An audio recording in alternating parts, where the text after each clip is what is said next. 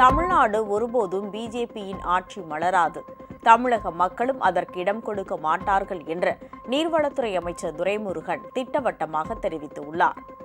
மத்திய பட்ஜெட்டில் தமிழ்நாடு புறக்கணிக்கப்பட்டதை கண்டித்து தமிழகத்தின் பல்வேறு இடங்களில் திமுக சார்பில் கண்டன பொதுக்கூட்டம் நடைபெற்றது.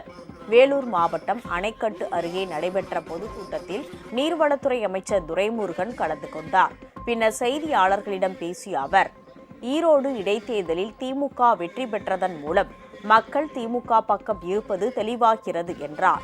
டெல்லியில் பிஜேபி ஆட்சியை பிடித்ததைப் போல் அனைத்து மாநிலங்களிலும் தாமரை மலரும் என பிரதமர் மோடி கூறியிருப்பது குறித்து அமைச்சர் துரைமுருகனிடம் கேள்வி எழுப்பப்பட்டது.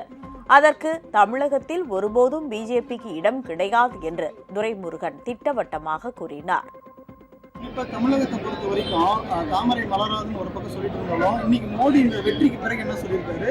தாமரை மலராத இடங்களே இந்தியாவில் கிடையாது, தாமரை மலராத இடங்களே இந்தியாவில் கிடையாது சொல்லியிருக்காரு. இந்த வெற்றிக்கு பிறகு ஏதாவது உறுதி மலரலாமா? ஒரு மலர் செய்யலாமோ என்னமோ தெரியாது.